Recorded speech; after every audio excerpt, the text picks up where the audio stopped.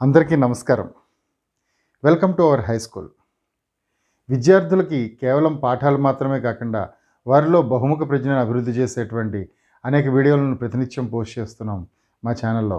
కాబట్టి ఇప్పటికే మీరు సబ్స్క్రైబ్ చేయకపోతే వెంటనే సబ్స్క్రైబ్ చేయండి. అంతేకాకుండా మీకు తెలిసినటువంటి విద్యార్థులందరికీ ఈ వీడియోలను షేర్ చేయండి. విద్యాదానం మహాదానం. స్కూల్కి వెళ్తే చంపేస్తాం అంటే మీరేం చేస్తారు? ఏంటిది అలా ఎక్కడైనా అంటారా అని మీరు అనుకుంటున్నారా? ఇది ఒక యథార్థ సంఘటన. 2001 నుంచి 2009 మధ్య కాలంలో పాకిస్తాన్లోని స్వాత్ లోయ అనేటువంటి ప్రాంతాన్ని తాలిబన్లు ఆక్రమించుకున్నారు. అక్కడ ఉన్నటువంటి బాలికలెవరూ చదువుకోవడానికి వీల్లేదని, స్కూళ్ళన్నీ మూసేయాలని వాళ్ళు ఆజ్ఞలు జారీ చేశారు. సుమారు 400 స్కూళ్ళని వాళ్ళు నేలమట్టం చేశారు. అడ్డొచ్చినటువంటి ఉపాధ్యాయుల్ని, సామాజిక కార్యకర్తల్ని చంపేశారు.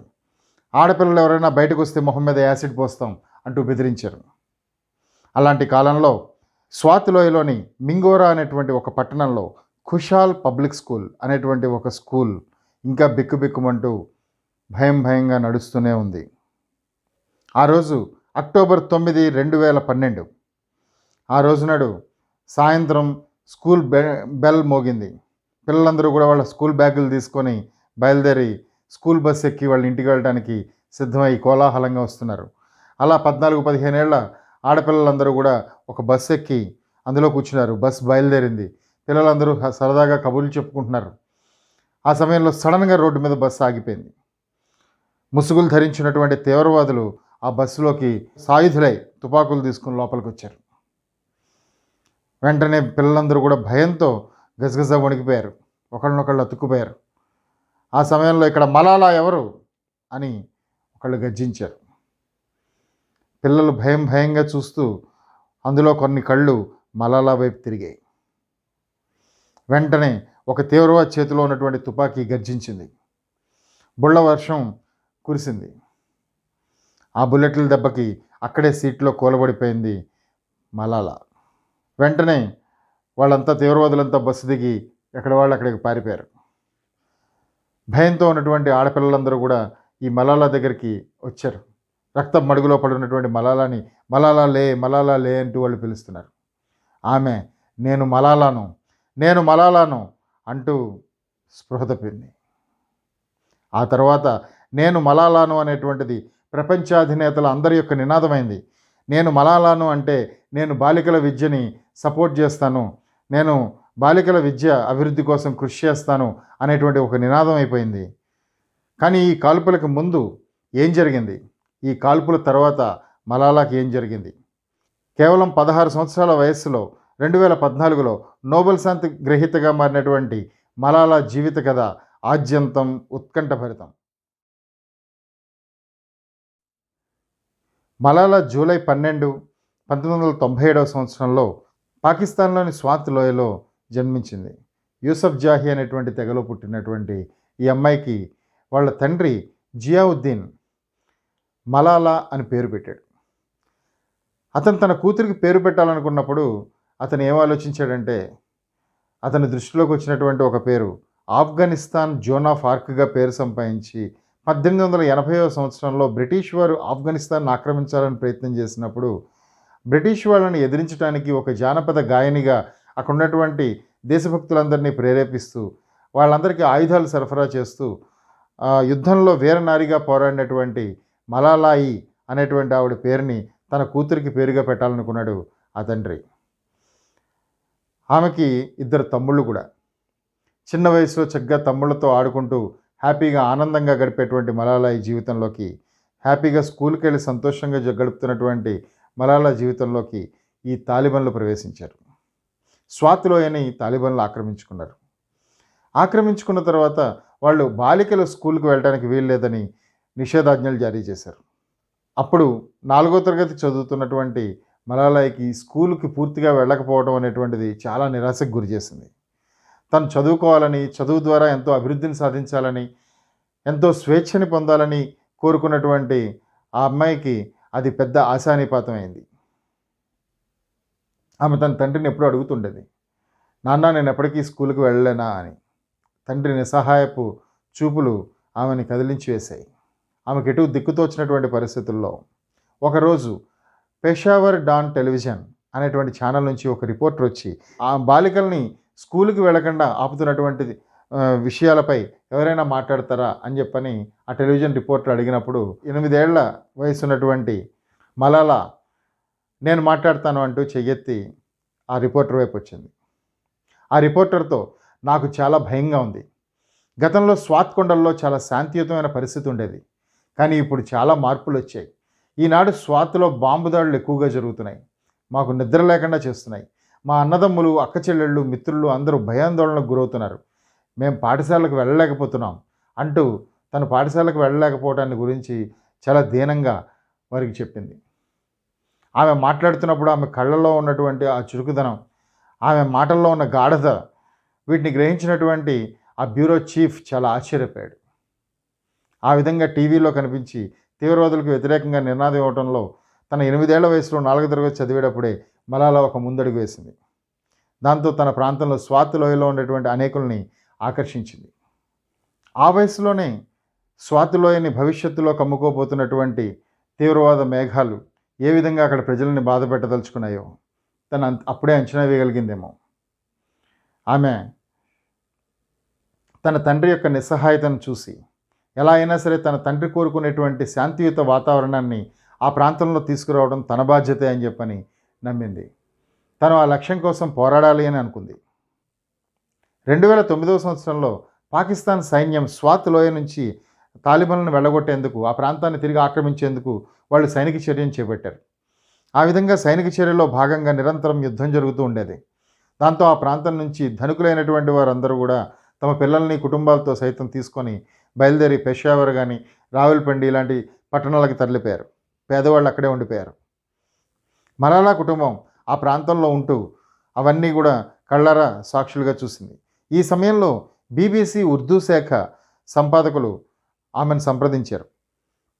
ఆమె ఏదైనా సరే తన చుట్టూ ఉన్నటువంటి విషయాల గురించి మాట్లాడుతుందా అని వాడు అనుకున్నారు. మలాలా వారితో తను నిత్యం చూసేటువంటి విషయాలన్నింటినీ ఒక బ్లాగ్గా వెబ్సైట్లో రాయాలని ఉన్నట్టుగా తన ఉద్దేశాలను వెలుగుచ్చింది. పిల్లలు హోంవర్క్ చేయడానికి వెనకాడేటువంటి వయసు, ఎంతసేపు ఆడుకుందాం అనుకునేటువంటి వయసు. ఆ వయసులో తన చుట్టూ జరుగుతున్నటువంటి అన్యాయాన్ని, తను స్కూల్కి వెళ్ళలేకపోతున్నటువంటి పరిస్థితుల్ని ప్రశ్నిస్తూ ఆమె ఒక బ్లాగును రాయడానికి నిర్ణయించుకుంది. BBC ఉర్దూ శాఖలో గుల్ మకాయ్ డైరీ, గుల్ మకాయ్ అంటే మొక్కజొన్న పువ్వు అని అర్థం, గుల్ మకాయ్ డైరీ అనేటువంటి పేరుతో మలాలా తన యొక్క డైరీని ప్రారంభించింది. తన నిత్యం స్వాత్ లోయలో జరుగుతున్నటువంటి విషయాలు, అక్కడ జరుగుతున్నటువంటి హత్యలు, బాంబు దాడులు, అర్ధరాత్రి పేలేటువంటి తూటాల శబ్దం, ఇవన్నీ కూడా ఆమెను ఎలా భయం కలిపేది, ఆమెకు ఎలా ఒక పీడ కలలు వస్తున్నాయి, ఆమె జీవితం ఎలా ఉంటుంది, ఏ రోజు ఆమె స్కూల్కి వెళ్తుంది, ఎవరెవరు వస్తున్నారు, ఎవరు రావట్లేదు, ఆ రోజుల్లో తన పరిస్థితులు ఎలా ఉన్నాయి, తన స్నేహితుల పరిస్థితులు ఎలా ఉన్నాయి, ఇవన్నీ కళ్ళకు కట్టినట్టుగా రాసింది. ఆ డైరీ ఇస్లామిక్ ప్రపంచాన్నే కదిలించింది. ఇస్లామిక్ ప్రపంచాన్నే కాదు, మిగిలిన ప్రపంచాన్ని కూడా కదిలించింది. అందరూ కూడా ఆ సమస్య మీద దృష్టి పెట్టేటట్టు చేసింది. ఎవరి ఈ అమ్మాయి, ఎవరి ఈ గుల్మకాయ్ డైరీని రాసేది అనేటువంటిది గోప్యంగా ఉంచబడింది. దాంతో ఎవరికీ తెలియలేదు. కానీ స్వాత్ లోయలో ఒక అమ్మాయి ఈ విషయాన్ని ప్రశ్నిస్తుంది, ఆనాటి తీవ్రవాదులను ప్రశ్నిస్తుంది అనేటువంటి విషయం సామాన్య ప్రజానీకాన్ని ఆశ్చర్యచకితులను చేసింది. 2010 కాలానికి వచ్చేసరికి మలాలా తన యొక్క అసలు పేరుని బయటపెట్టక తప్పింది కాదు. ఎందుకంటే అప్పటికే ఆమె ఇంటర్నేషనల్ చిల్డ్రన్స్ పీస్ ప్రైజ్కి ఎంపికైంది. అందువల్ల తన యొక్క ఐడెంటిటీని తను బయటపెట్టింది. ఆమెకి 25 October 2011 international children peace prize announce చేయబడింది. ఆ తర్వాత ఆమె బాహాటంగా బయటకు వచ్చి అనేక సంస్థలతోనూ అనేక సభల్లోనూ మాట్లాడటం మొదలుపెట్టింది. బాలికలకి విద్య ఎంత అవసరం, బాలికల విద్యకి అసలు పాకిస్తాన్లో ఉన్నటువంటి సమస్యలు ఏంటి, అలాగే స్వాత్ లోయలో ముఖ్యంగా తాలిబాన్ల వల్ల వస్తున్నటువంటి అడ్డంకులేంటి, వీటన్నిటిని ఎలా అధిగమించాలి అనేటువంటి విషయం మీద ఆమె అంతర్జాతీయ స్థాయిలో ఆకర్షించే విధంగా తన యొక్క ఉపన్యాసాలను చేసింది. తన వెబ్సైట్ని, బ్లాగ్ని రాసింది. తర్వాత డిసెంబర్ 19, 2011 పాకిస్తాన్ ప్రభుత్వం జాతీయ శాంతి బహుమతిని మలాలాకి ప్రసాదించింది. అది అప్పటి వరకు ఏ ఆడవాళ్ళకి ఎవరికీ కూడా రానటువంటి అవార్డు. ఇప్పటివరకు కూడా కేవలం మగవాళ్ళు మాత్రమే పాకిస్తాన్లో తీసుకున్నటువంటి అవార్డు. మొట్టమొదటి స్థాయిగా మలాలా ఆ పాకిస్తాన్ జాతీయ శాంతి బహుమతిని పొందింది. దాంతో మలాలా పాకిస్తాన్లోనే కాకుండా మొత్తం ప్రపంచవ్యాప్తంగా ఒక పేరుని సంపాదించింది. కేవలం ఒక 14 సంవత్సరాల అమ్మాయి తాలిబాన్లను ప్రశ్నిస్తుంది. తాలిబాన్ల యొక్క అస్తిత్వాన్ని ప్రశ్నిస్తుంది. మా హక్కుల్ని మీరెందుకు కాలు రాస్తున్నారు అని ప్రశ్నిస్తుంది. ఇది తాలిబాన్లని తీవ్రంగా కలిచివేసింది. ఆమెను ఆపాలని చెప్పని ఆమె స్కూల్ బిల్డింగ్ మీద రాళ్ళు విసిరారు. ఆమె ఇంటి మీదకి దాడి చేశారు. వాళ్ళ తండ్రిని బెదిరించారు, బాబాయిని బెదిరించారు. వాళ్ళందరూ కూడా ఎంతమంది ఎన్ని రకాలుగా ప్రయత్నం చేసినా మలాలా కదలలేదు. మలాలాకి సపోర్ట్ ఇవ్వడం ఆమె యొక్క తండ్రి కూడా మానలేదు. మలాలాకి అదేవిధంగా సపోర్ట్ని ఇస్తూ నిలబడ్డాడు ఆయన. పాకిస్తాన్ జాతీయ శాంతి బహుమతి పొందినటువంటి సభలో త్వరలో తాను ఒక రాజకీయ పార్టీని పెడతానని, విద్యాభివృద్ధికి పనిచేసేటువంటి వారిని అందులో కలుపుకుంటానని, అలాగే నా పార్టీ నలుదిక్కులా పనిచేస్తుందని తన సభలో చెప్పింది. ఆ పార్టీ ఏం చేస్తుంది అంటే ఏ విధంగా పాఠశాలల యొక్క అభివృద్ధికి కృషి చేస్తుందో చెప్పగా స్వాత్ లోయలో కాలేజీలని ఉన్నతీకరించడం, అలాగే అక్కడ కొత్త వసతులను కల్పించడం, ఇలాంటివన్నీ పాకిస్తాన్ ప్రభుత్వం చేసింది. ఈ విధంగా మలాలా యొక్క ప్రయత్నాలు ఎంతో సత్ఫలితాలను ఇవ్వడం మొదలుపెట్టాయి. ఇదంతా తాలిబాన్లకు కంటగింపుగా మారింది. ఎలా అయినా సరే మలాలాని మట్టుబెట్టాలని వాళ్ళు నిర్ణయించుకున్నారు. వాళ్ళు ముందు నెల రోజుల పాటు మలాలా ఎక్కడికి వెళ్తుంది, ఎక్కడి నుంచి వస్తుంది, తనకి ఎటువంటి రక్షణ ఉంది, తను ఏం చేస్తుంది, ఇలాంటి విషయాలన్నింటినీ కూడా ఎప్పటికప్పుడు గమనిస్తూ నెల రోజుల పాటు ఎదురుచూసి నెల రోజుల తర్వాత అక్టోబర్ 9, 2012న బస్సులో ఇంటికి వస్తున్నటువంటి మలాలాపై కాల్పులు జరిపారు. రక్తం మడుగులో ఉన్నటువంటి మలాలాని ఎత్తుకొని అంబులెన్స్లో పెషేవర్ ఆసుపత్రికి తీసుకుని వెళ్ళారు. పెషేవర్ ఆసుపత్రిలో డాక్టర్ల చేతులు ఎత్తేశారు. Rawalpindi armed forces institute of cardiology అనేటువంటి హాస్పిటల్కి వెంటనే తరలించారు. అక్కడ డాక్టర్లు ఆమె గుండెల్లో దిగినటువంటి బుల్లెట్లను ఒక్కొక్కటి తీశారు. ఆ సమయంలోనే ఆమె మెదడులో దూరినటువంటి ఒక బుల్లెట్ని తీస్తున్న సమయంలో ఆమె కోమాలోకి జారిపోయింది. ఆమె కోమాలోంచి ఎప్పుడు బయటకు వస్తుందో తెలియదు. కేవలం ఒక 70% వరకు ఆమె కోలుకునే అవకాశాలు ఉన్నాయని కొద్దిగా ఆశాభావం వ్యక్తం చేశారు డాక్టర్లు. ప్రపంచం అంతా ఉలిక్కిపడింది. తాలిబాన్లకు వ్యతిరేకంగా గళమెత్తింది. పాకిస్తాన్ ప్రభుత్వానికి దిక్కుతో వచ్చిన పరిస్థితి ఎదురైంది. ఎలా అయినా సరే రాజకీయ లబ్ధి కోసమైనా ఈ రోజునాడు మలాలాకి సరైనటువంటి వైద్యాన్ని అందించాల్సినటువంటి అవసరం ఏర్పడింది. అందరూ హడావుడిగా చర్చలు జరుపుతున్నారు. జర్మనీ పంపించాలని, అమెరికా పంపించాలని, ఇలా రకరకాల దేశాలు ఎక్కడికైనా పంపించి వైద్యం చేయించాలని. ఈలోపు అక్టోబర్ 15వ తారీఖు నాడు లండన్లోని బర్మింగ్హామ్లో క్వీన్ ఎలిజబెత్ ఆసుపత్రిలో ఆమెకు చికిత్స కోసం పంపించారు. అక్కడ చేరినటువంటి 2 రోజుల్లోనే అక్టోబర్ 17న కోమాలోంచి బయటకు వచ్చింది మలాలా. ఆమె ఆశయం చాలా గొప్పది. అది రగిలిస్తున్నటువంటి స్ఫూర్తి ఆమెని శాశ్వత నిద్రలోకి జారవేయకుండా కోమాలోంచి అతి తొందరగానే బయటకు తీసుకొని వచ్చింది. కానీ 5 నెలల కాలం పట్టింది ఆమె పూర్తిగా కోలుకోవడానికి. 3 ఫిబ్రవరి 2013న ఆమె బర్మింగ్హామ్ హాస్పిటల్ నుంచి, క్వీన్ ఎలిజబెత్ ఆసుపత్రి నుంచి డిశ్చార్జ్ అయ్యి బయటకు వచ్చింది. ప్రపంచవ్యాప్తంగా అనేక మంది అభిమానులు చుట్టుముట్టారు. పత్రికల వాళ్ళందరూ చుట్టుముట్టారు. వారందరికీ తను మాట్లాడుతూ, నాకు మరో జీవితం సంప్రాప్తించింది. దీని గురించి మీ అందరికీ ధన్యవాదాలు తెలియజేస్తున్నాను. అవసరమైతే నేను బలిదానానికి సిద్ధంగా ఉన్నాను. నా కోరిక ఒక్కటే, అది ప్రతి ఆడబిడ్డ చదువుకోవాలి. మన దేశంలో, మొత్తం ప్రపంచంలో శాంతి నెలకొల్పాలి. శాంతి కోసం నన్ను నేను బలిదానం ఇచ్చుకోమన్నా ఇచ్చుకుంటాను అని చెప్పని ఆ రోజునాడు మళ్ళీ ధైర్యంగా తన యొక్క గొంతుని వినిపించింది మలాలా. అప్పటి పాకిస్తాన్ అధ్యక్షుడు అలీ అసఫ్ జర్దారీ వెంటనే పాకిస్తాన్లో ఉండేటువంటి లక్షల మంది బాలికలు చదువుకోవడానికి కావాల్సినటువంటి ఆర్థిక సహాయాన్ని అందిస్తున్నట్టుగా వెంటనే ఒక బిల్లుని ప్రతిపాదిస్తూ సంతకం చేశారు. ఎన్నో ఆపరేషన్లు, పుర్రెలో ఒక టైటానియం ప్లేట్ని అమర్చారు, పూర్తిగా ఛిద్రమైపోయినటువంటి పుర్రెని. అలాగే క్లోక్ ఇయర్ని ఇంప్లాంట్ చేశారు, చెవి వినిపించడానికి. ఇలాంటి ఎన్నో రకాలైనటువంటి తన యొక్క మొహంలో అంతా కూడా ప్లాస్టిక్ సర్జరీ వల్ల మొత్తం అందం పాడవుతుందేమో అని చాలా స్ట్రగుల్ అయింది మలాలా. కానీ వీటన్నిటినీ కూడా అధిగమించి ఆమె బయటకు వచ్చింది. ఈ రోజునాడు భయం లేదు, ఆమెలో పూర్తి స్థాయి ధైర్యం ఉంది. ప్రపంచవ్యాప్తంగా ఉన్నటువంటి మహిళలందరూ కూడా చదువుకోవాలి అనేటువంటి విధంగా తను ఒక ఫౌండేషన్ని స్థాపించింది. దానికి ఫండ్ కలెక్ట్ చేస్తూ అనేక మంది, కొన్ని లక్షల మంది ఆడపిల్లలు చదువుకునే విధంగా ఏర్పాట్లు చేస్తుంది. ఆమె మళ్ళీ బర్మింగ్హామ్లో ఎజ్బెస్టన్ గర్ల్స్ హై స్కూల్లో జాయిన్ అయ్యి మళ్ళీ తిరిగి తను స్కూల్కి వెళ్తుంది. తను స్కూల్కి వెళ్ళడమే కాకుండా మిగతా సమయంలో మొత్తంలోనూ కూడా ప్రపంచవ్యాప్తంగా ఉన్నటువంటి ఆడపిల్లల గురించి ఆలోచిస్తుంది. ప్రపంచాధినేతలందరినీ కలిసింది. ఒబామాని, బ్రిటన్ ప్రధానుల్ని, మొత్తం ఇలా ప్రపంచంలో ఉన్నటువంటి అనేక మంది ప్రధానుల్ని వాళ్ళని కలిసింది. ప్రపంచవ్యాప్తంగా ఉండేటువంటి ఆడపిల్లలందరూ చదువుకోవడానికి కావాల్సిన పరిస్థితుల గురించి, అక్కడ ఉన్నటువంటి సమస్యల గురించి తను చర్చిస్తుంది. ఐక్యరాజ్య సమితి వేదికల్లో ప్రసంగించింది. ఈ విషయాలన్నింటినీ కూడా మీరు ఇంటర్నెట్లో మలాలా యూసఫ్జాయ్ అని సెర్చ్ చేసి తెలుసుకోవచ్చు. మలాలా యూసఫ్జాయ్ ఒక స్ఫూర్తి. నేటికి భారతదేశంలో ఆడపిల్లల చదువు మీద కొంత చిన్నచూపు ఉంది. చాలా కొన్ని కుటుంబాలు మాత్రమే ఆడపిల్లల్ని సమానంగా చదివిస్తున్నాయి, కానీ చాలా పల్లెటూర్లలో ఆడపిల్లలు కేవలం 10వ తరగతి చదవడమే చాలా గగనమైపోతుంది. 10వ తరగతి చదివిన తర్వాత పెళ్లి చేసేయాలి అని చెప్పని చదువు మానిపిస్తున్నారు.